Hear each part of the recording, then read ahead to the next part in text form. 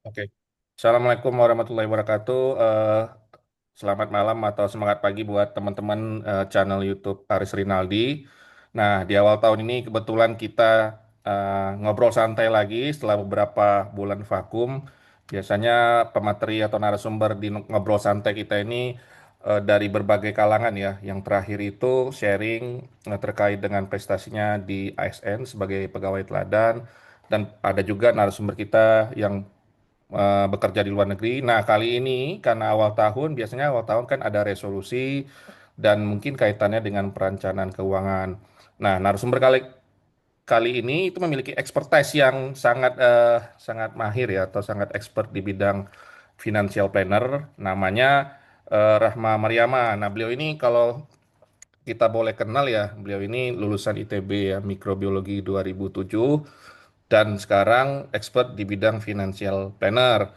Nah, kalau teman-teman atau Bapak Ibu yang punya Instagram mungkin bisa follow beliau. Nah, followernya ini di atas 10.000. Jadi, eh, wow sekali ya. Sementara saya aja masih 1.000 dan beliau ini udah 10.000 dan sudah mengisi banyak hal ya. Dan pada kesempatan kali ini, di Ngobrol Santai ini, kita dikasih pemahaman lebih terkait perencanaan keuangan. Dan beliau ini certified ya. CFP atau Certified Financial Planner. Kita boleh sapa gimana kabarnya Kak Rahma Mariama? Halo Kak Ari, selamat Ya, malam. selamat malam Kak Alhamdulillah ya. sehat ya. Walaupun teman-teman mungkin taunya bisa aja pagi, siang, malam, dan kebetulan kita record off-nya malam, ada waktunya jam segini. Nah, beliau ini kalau kita lihat ya multi talent ya. Selain financial planner, beliau ini juga advisor, konsultan, trainer, MC, voice over talent. Dan kebetulan beliau ini dulu teman saya waktu protokol di ITB. Nah, jadi sebenarnya beliau ini sudah malang melintang, ya pengalamannya juga sudah banyak. Harapannya nanti buat teman-teman yang lihat channel YouTube saya bisa dapat inspirasi dan nanti kalau mau komunikasi lebih lanjut nanti saya share IG atau emailnya mana tahu teman-teman atau Bapak Ibu butuh nih karena walaupun kita kuliahnya teknik atau sains ujung-ujungnya tetap kita harus mampu merencanakan keuangan. Nah, pada kesempatan kali ini saya serahkan langsung saja ke Kak Rahma ya buat sharing ya. Mungkin sharingnya seperti apa, nanti tektokannya seperti apa saya serahkan ke Kak Rahma Mariama. Silakan Kak. Oke, terima kasih Kak Aris. Ya, salam kenal buat sebutannya apa nih? Oh, Penontonnya Kak Aris. channelnya ya sebenarnya channel kita itu channel umum ya, channel Aris Rinaldi ada Oke. engineering, ada kuliner, ada travel, dan ada rubrik tertentu kayak ngobrol santai ini biasanya kita cari orang-orang yang menginspirasi ya. Nah, Kak Rahma ini salah satu generasi milenial Kak ya, berarti yang sangat ya Iya butuh ya, Milen. butuh butuh butuh apa ya, butuh inspirasi karena di usia-usia mungkin sekarang ini gen milenial, gen Z itu bagaimana sih perencanaan keuangannya? Boleh Kak, silakan Kak. Oke, oke, terima kasih Kak Aris.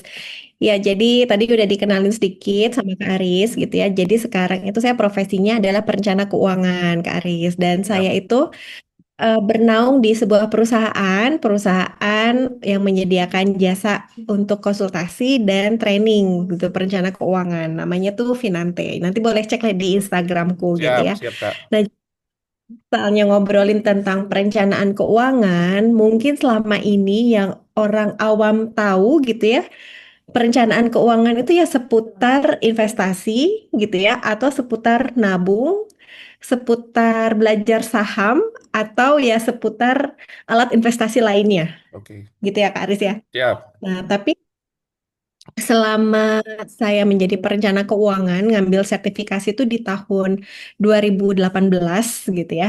Ternyata masalah keuangan itu ternyata tidak hanya masalah investasi aja Kak Aris. Mungkin Oke. yang awam kenal gitu ya, awam tahu gitu. Kalau masalah investasi itu kan kayaknya langsung nge-booming gitu ya. Kayak langsung meledak gitu ya kalau misal terkait dengan investasi gitu. Entah itu investasi bodong atau misalnya yang investasinya berhasil gitu ya, Kak Arisnya itu tuh langsung nge-booming gitu. Kalau Iya, misalnya betul. diibaratkan itu kayak cuman gunung es bagian atasnya Kak Aris. Siap. Jadi kalau misalnya kita ngobrolin tentang perencanaan keuangan gitu ya, perencanaan keuangan ini sebenarnya proses yang komprehensif, aku bisa Oke. bilang sistematis, terencana, dan jangka panjang. Oke, Kak. Untuk gitu. orang umum bisa kayak perencanaan keuangan ini, Kak?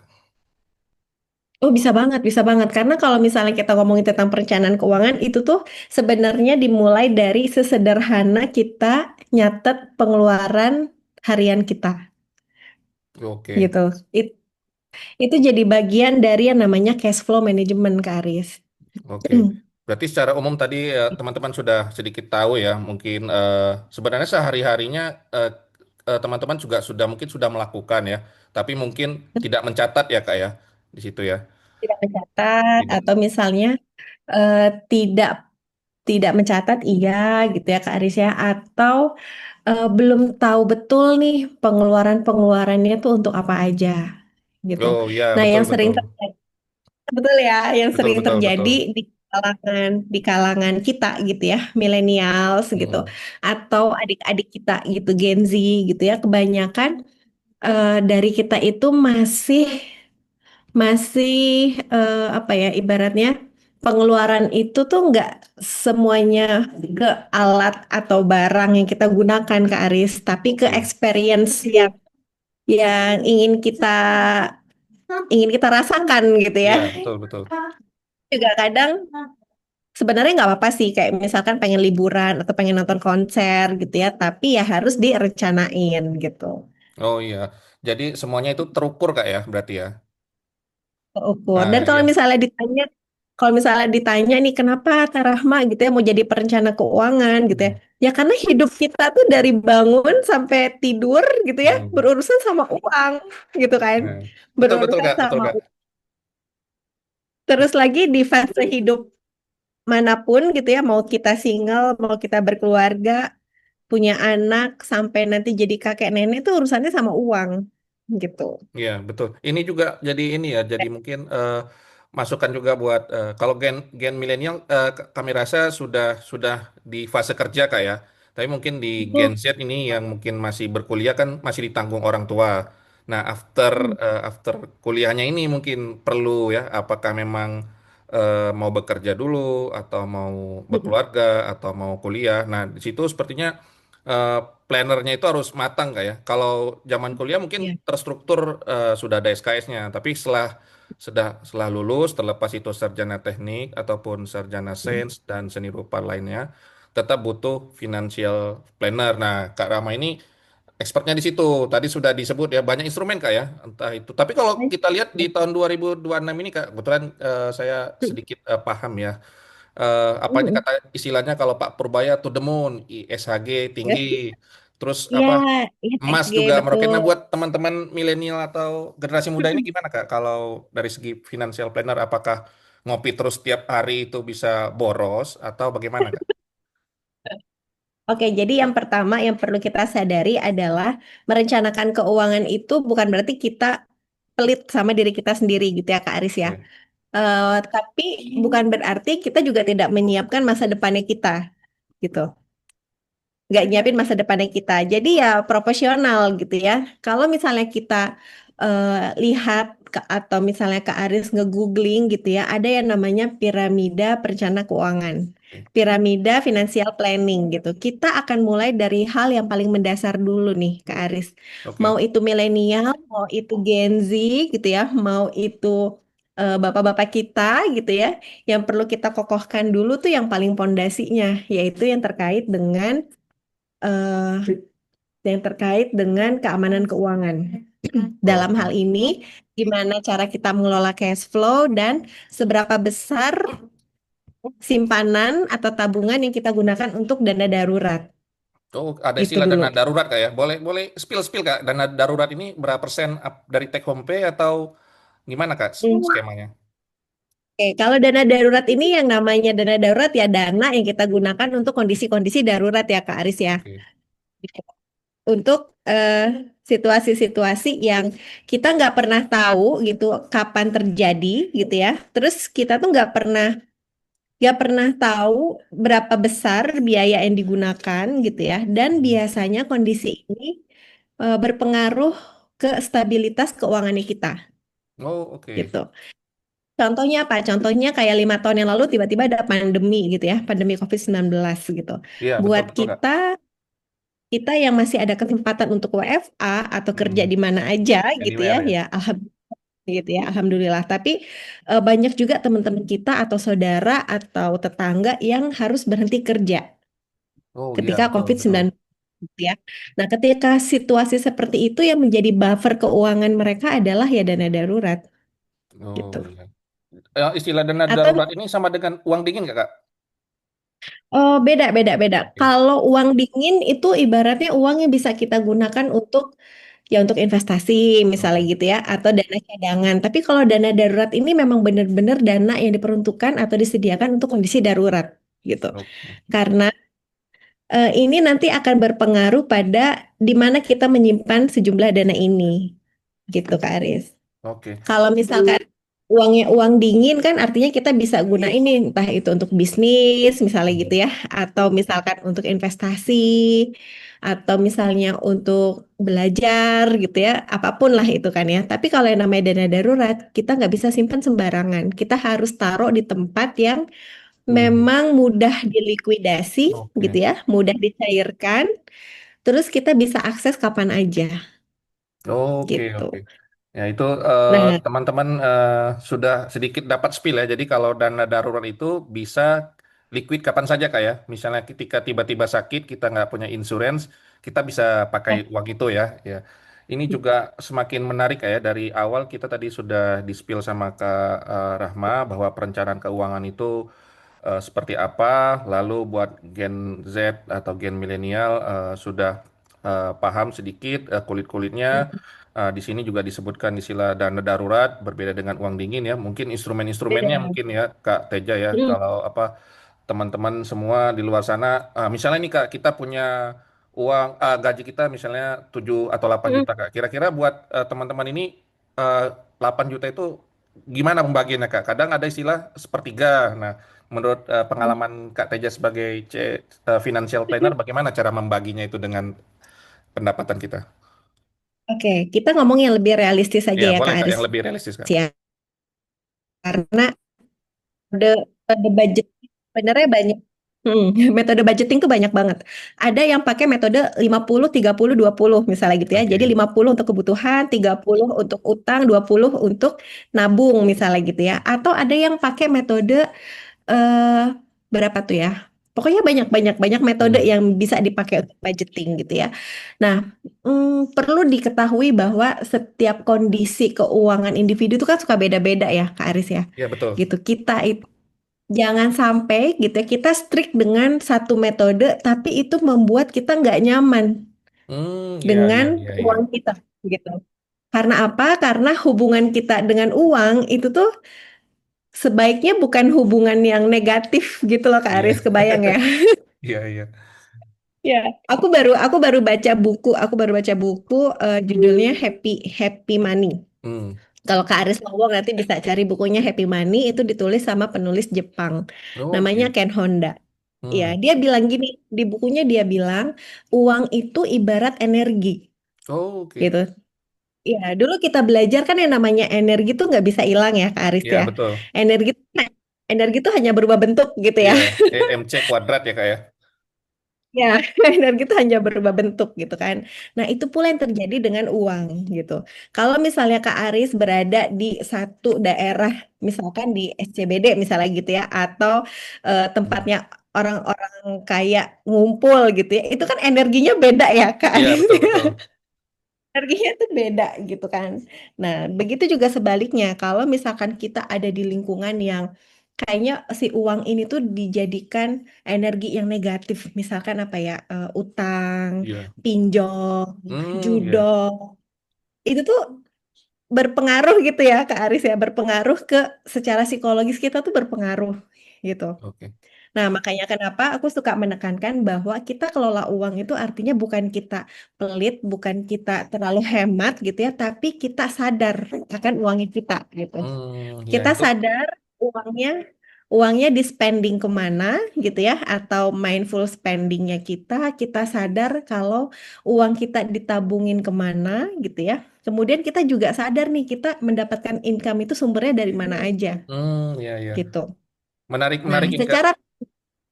secara teknis ya Kak Aris ya. Yang jadi benang merah itu adalah yang pertama utang. Jadi Hmm, utang itu nggak boleh lebih dari 10%.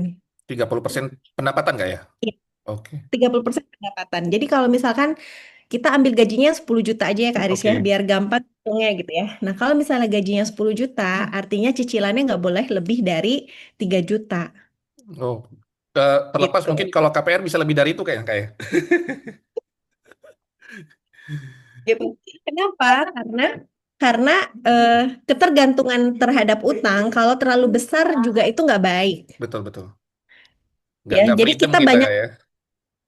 kita banyak aset gitu ya, ada motor, ada mobil, ada handphone, ada laptop gitu ya, tapi Hmm, semuanya dari cicil gitu. Atau misalnya ketergantungan terhadap utangnya tinggi gitu. Ini ya, tuh yang pertama kita akan kesulitan untuk memenuhi oke. kebutuhan gitu ya Ya Kak Aris ya. betul. Kebutuhan tuh lebih besar pasti porsinya gitu. Terus yang kedua, kesempatan kita untuk mengalokasikan dana di masa depan itu ya sudah pasti lebih sedikit gitu karena porsinya dipakai oleh utang gitu kan lebih banyak gitu.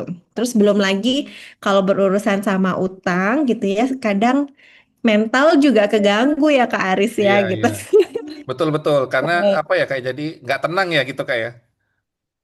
Betul, nggak tenang.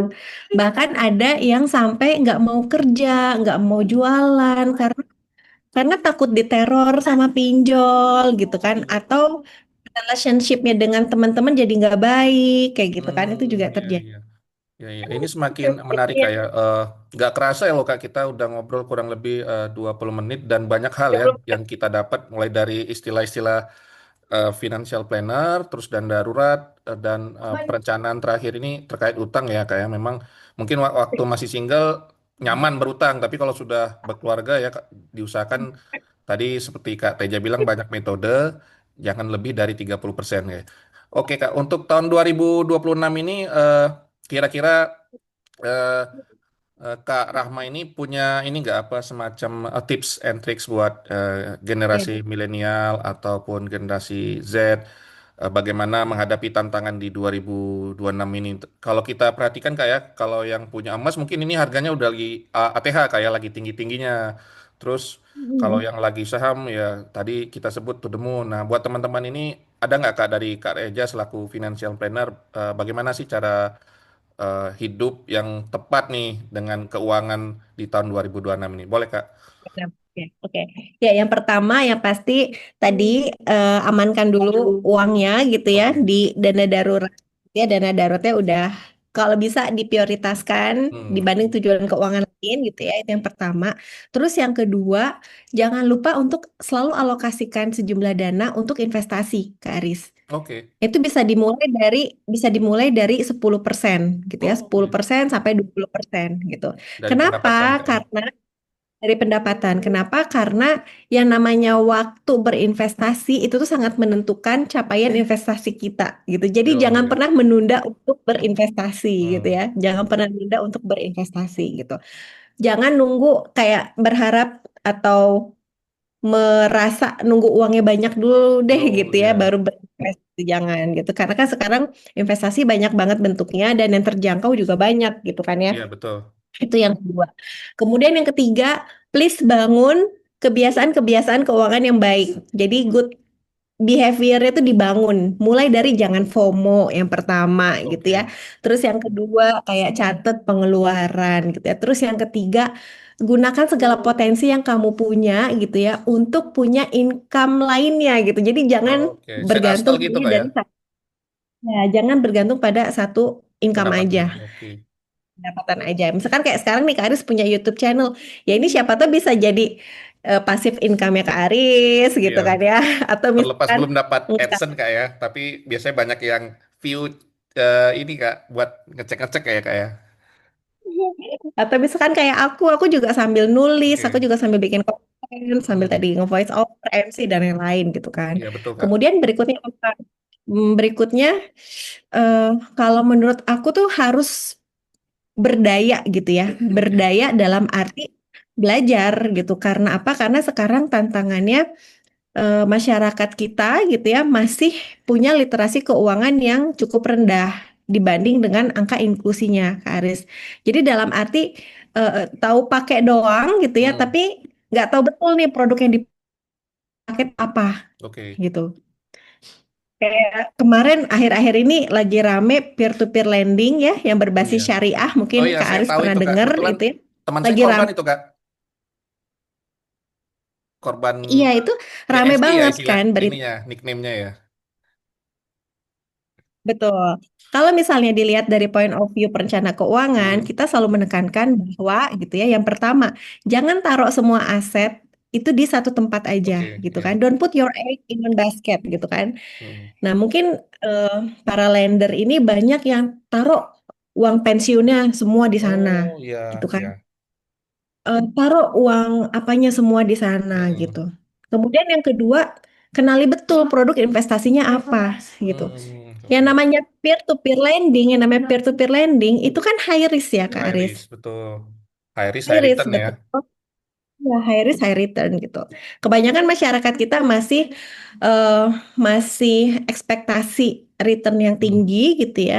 Tapi ya masih juga sangat mudah diiming-iming dengan Iya. tenang aja resikonya nggak ada gitu ya, atau resikonya rendah gitu. Iya Enggak betul Kak. gitu. Yang terakhir ini memang kalau saya lihat memang eh, taking untuk apa kalau kita invest di situ sekitar 18% Kak di atas yang dijamin oleh Iya. LPS. Gitu. Hmm. Jadi memang Iya mungkin betul. banyak orang Indonesia pengen cepat mendapatkan profit ya gitu Kak ya kali ya. Betul itu. Jadi apapun bentuk produk keuangan yang digunakan, mau itu asuransi, mau itu investasi gitu ya, pelajari dulu gitu. Pelajari dulu. Ini em, financial planning atau literasi keuangan tuh menjadi salah satu skill, salah satu skill hidup gitu ya Kak Aris ya. Iya betul. Kenapa? Karena ya sekarang banyak, banyak banget gitu korbannya Kak Iya Aris. Mau betul. dipinjol, mau dijudol, sekarang Judul. investasi. Ya. Karena kalau saya tuh menangani banyak klien perempuan Oke. ya, ibu-ibu ya Kak Aris ya. Nah itu tuh banyak yang kena pinjol Oh, dan oke. iya, dan itu jumlahnya nggak sedikit Kak Aris. Nggak Hmm. 5 juta, 10 juta itu enggak, 250 juta, Waduh. 300 juta, Itu dua nominal nggak ratus sedikit loh tujuh kak ya. puluh. Mungkin karena prosesnya dapatnya cepat juga kali kak ya. Cuman modal KTP ya. Iya, betul. Modal Oh, KTP, terus lagi buat sebagian orang yang memang punya masalah keuangan, pinjaman hmm. online ini kan semacam angin segar ya, Kak Aris ya. Iya betul betul. Angin segar, mana kayak uang seketika ada Iya. gitu. Tapi nggak tahu Nah, daily bunganya itu berapa gitu kak ya. Jadi nah, kadang yang didapat kemudian juga nggak sebesar itu ya.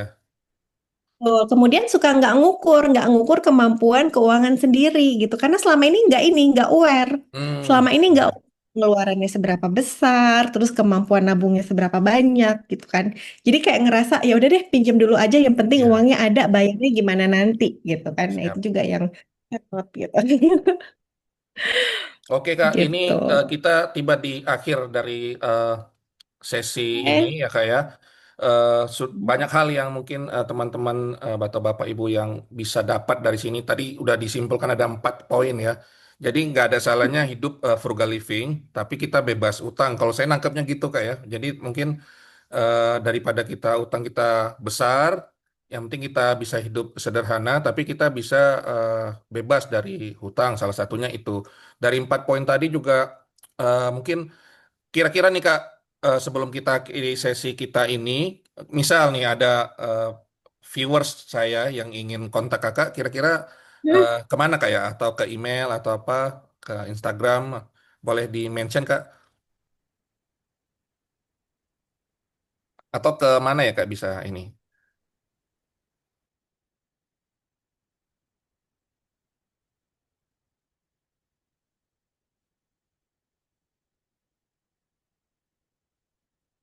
Oke, ini sepertinya ada sedikit gangguan ya. Ada sedikit gangguan. iya, Eh, iya, aku kembali. oke. Sinyal. Oke, nggak apa-apa Kak. Ini kita udah sampai di sesi akhir kita ya. Terima kasih buat Kak Rahma Mariama CFP yang sudah banyak sharing. Mungkin nanti teman-teman atau Bapak Ibu yang view ini Biasanya kalau di Tweet sekarang rame banget Kak bahas perencanaan keuangan ini. Nanti saya coba share ya video ini di situ. Nanti Ya, ya, teman-teman makasih ya. yang pengen kontak, mungkin saya share ini aja kayak IG sama kalau Kakak nanti berkenan emailnya, nanti saya share.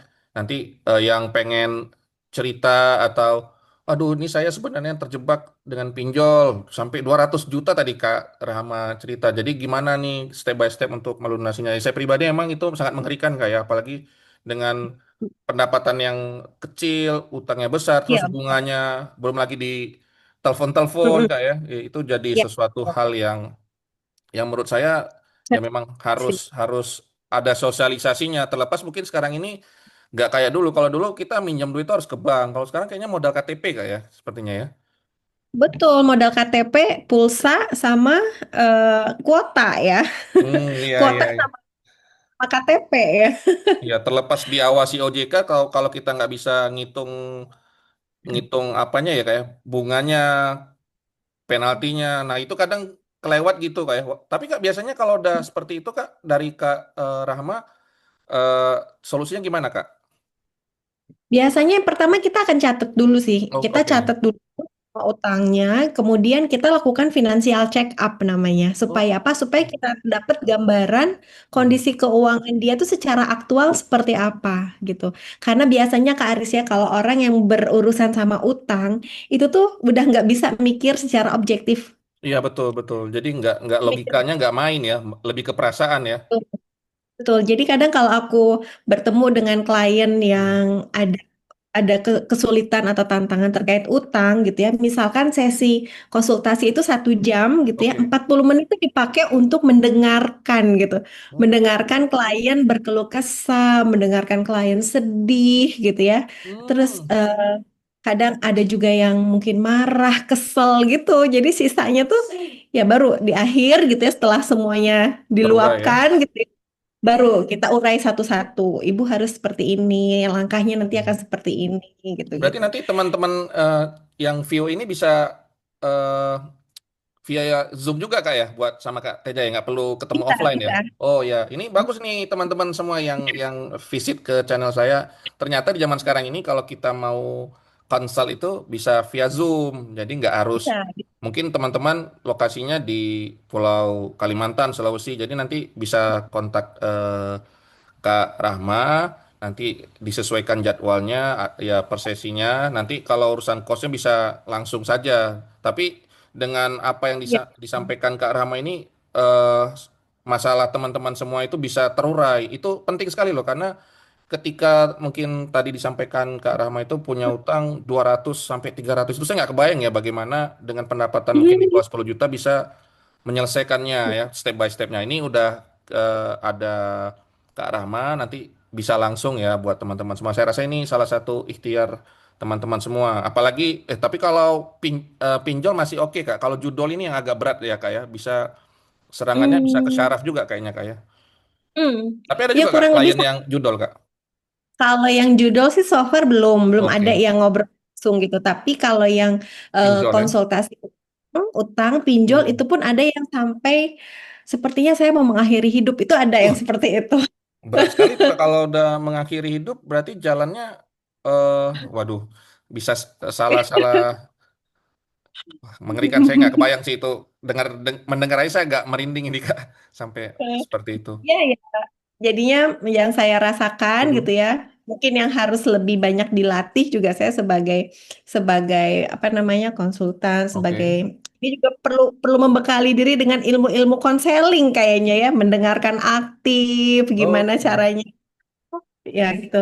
Mungkin 2026 ini belajarnya lebih mengarah ke itu kali ya, konseling atau coaching kali ya, terus oh iya memperkaya. iya iya iya iya. Menarik ini. Ini juga ilmu yang mungkin nggak dipelajari di kuliah ya buat teman-teman semua. Saya di perkuliahan belajarnya Nggak kewirausahaan ada. kayak kewirausahaan, sosialisasi apa industri itu kan biasa paket A kalau di ITB ya. Kebetulan Kak eh, Rahma ini ITB nih buat teman-teman nih. Jadi tetap walaupun kuliahnya di kampusnya teknik, kita harus tahu keuangan ya Kak ya.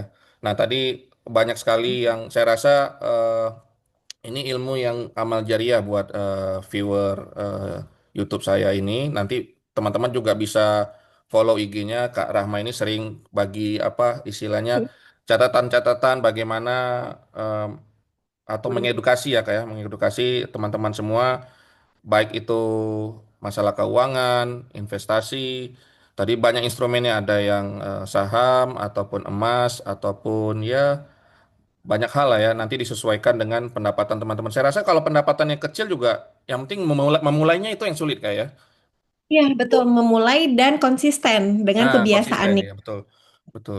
Ya, ya nanti kita eh, sharing IG-nya Kak Rama ya jangan terkejut ini beliau 10.000 followersnya. Jadi mungkin nanti teman-teman bisa entah mention atau DM ya kalau misalnya merasa oh ini masalah saya berat banget nih sampai mengakhiri hidup saya nggak kebayang ya bagaimana orang bisa mengakhiri hidup gara-gara pinjol karena memang sangat mudah ya setahu saya memang sangat mudah sekarang ini. Jadi modal KTP terus verifikasi wajah dipinjemin misalnya 50 juta itu belum termasuk bunga harian dan bulanan dan sepengetahuan Betul. saya itu kalau kita nggak punya edukasi nah minimal edukasi dari Kak Rahma ini saya rasa membekali teman-teman semua ya kira-kira Kak ada kata penutup Kak sebelum kita akhiri sesi ngobrol santai kita kali ini nggak kerasa Kak udah setengah jam nih dari jam 7 malam sampai setengah 8 nih mengganggu waktunya Kak Rahma ini. Silakan Kak untuk penutup Kak sebelum kita close. Oke, penutupnya ya jangan ya boleh follow Instagram saya gitu ya. Oke, Kalau ada apa-apa langsung aja DM atau langsung ke link ID di situ ada nomor kontakku kok. Di situ. oke, siap. Terus lainnya apa ya? Kalau dari aku jangan ngerasa telat sih terkait dengan belajar uang gitu. Itu Oh, doang. oke. Jangan Iya. merasa insecure. Jangan insecure Mm-mm. walau pendapatan kecil tapi tetap harus care Kak ya. Oke, Kak Ram, Kalau aku tuh gimana Kak? bilang gini sih Kak Aris, Hmm, jadi perjalanan kita belajar uang atau mengelola uang ini tuh kayak maraton gitu. oke. Jadi bukan bukan sprint gitu ya. Kita harus harus sabar gitu ya. Bisa jadi titik mulainya Kak Aris sama titik mulainya aku tuh berbeda Ya, gitu. betul. Iya, betul, betul, Jadi betul. Saya ini setuju bukan itu. perjalanan. Ya, jadi jangan ngerasa insecure gitu. Jangan Hmm. ngerasa kok teman aku ini udah jago banget, tapi aku Hmm. masih di sini aja gitu. Jangan, Istilahnya jangan. kalau Karena zaman itu sekarang udah jangan standar sosmed kayak atau standar TikTok ya katanya ya. Iya. standar TikTok. Iya, betul. Saya Tuh. setuju dengan Kak Rama ini bisa aja kita suksesnya itu kayak Kolonel Sanders kayak di usia tua ya. Tapi kita nggak punya utang tuh lebih lebih secure dalam hidup. Saya setuju itu Kak, karena hidup maraton ya. Jadi nikmati dan hidup kita cuma sekali. Ya tadi yang disampaikan Kak Rahma itu banyak hal yang positif. Oke Kak Rahma, terima kasih atas waktunya. Kita usahakan Ya sih. upload upload segera ini Kak, karena ini penting ya di awal tahun orang bisa merencanakan itu minimal sampai 2026 tercatat ya Kak ya segala pengeluarannya. Memang kadang Hmm, ada istilah ya karena ngopi terus nggak nabung. Sebenarnya bukan karena ngopinya, mungkin ada banyak faktor juga ya kayak inflasi, kenaikan gaji.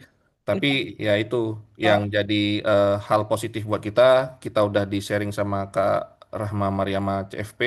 Nanti teman-teman kalau lanjutnya bisa kontak beliau dari Instagramnya. Di situ sudah jelas. Nanti bisa online. Nah ini pembuka aja nih. Nanti saya yakin buat ibu-ibu di luar sana yang aduh, berat nih di kehidupan sekarang ini. Saya yakin dengan Kak Rahma ini sudah ini ya, sudah expert dan bisa mengurainya itu ya bisa curhat-curhat Kak ya istilahnya Kak ya.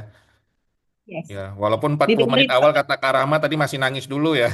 Tapi saya yakin itu masalahnya berat itu karena saya juga beberapa hal saya lihat memang walaupun zaman sekarang akses mudah ya, tapi memang kita nggak pernah tahu mungkin mukanya senang tapi ternyata di dalamnya itu berat ya kak Mm-mm. ya. Ya, memang harus ke orang-orang yang tepat ya, bukan ke saya tapi ke Kak Rahma gitu ya.